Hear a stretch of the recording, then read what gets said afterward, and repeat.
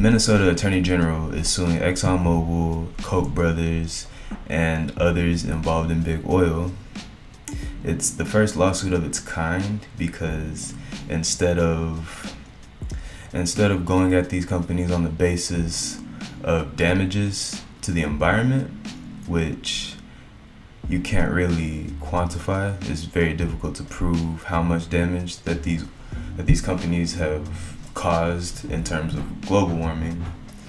Instead, this lawsuit basically just focuses on the claim that Exxon and Koch brothers have flat out lied. They flat out lied to consumers about the severity of big oil and its impact on climate change, and they knowingly did it for decades. So that's the lawsuit, which is very cut and dry. It seems well put together, and I think it's really cool. So some details about this. The accusations are about just straight up lying to Minnesotans about the impact of gas on the environment.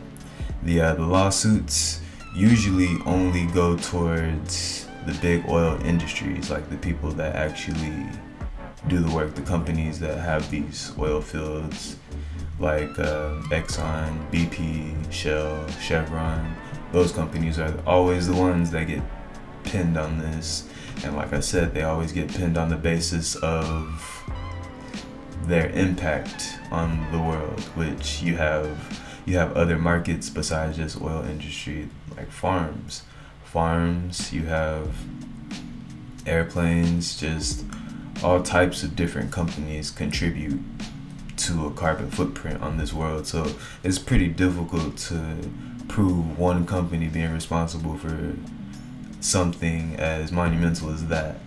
But that's why they're going on the claims that they knew the impacts of oil and how negative it would affect the climate. And yeah, this lawsuit it just seems really tight. So this lawsuit, like I said, it usually only attacks the companies. Well, this one is extending to Koch brothers, which they are lobbyists for big oil.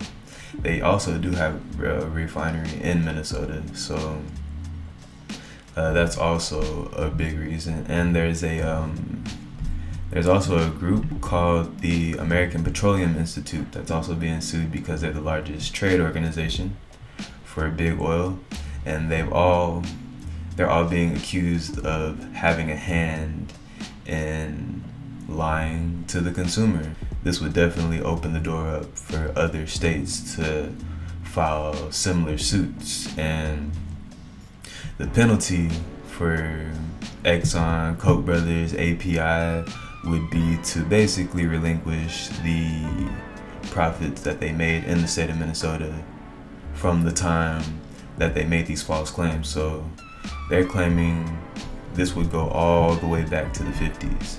All the way to 1950s, they'll have to forfeit all the money that they made off of oil and gas. So it's pretty difficult to prove how that would be counted, essentially. But this lawsuit is different because it is on a legitimate basis of they just have to prove that they lied. They just have to prove that they lied. So in the courts, this could also be beneficial to other cases that sue them on the basis of their carbon footprint, because they would have to give documents over to the courts, like documents that they never given to anybody before, and just flipping the narrative on basically just saying like, hey, your business without a doubt is gonna make a carbon footprint, but you knew about it decades before. You knew about it and you lied about it and you continued to push the product. Along with the lobbyists, along with the trade organizations, you all knew how damaging it would be to the world, but you continued to pursue it based on money and greed. So this could potentially be a huge blow for oil industry, like I said, they would have to give records to the courts.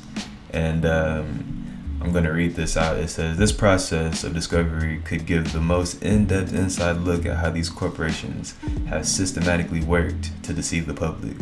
So these records could basically make new cases, which is, I'm sure, what they're hoping is going to happen.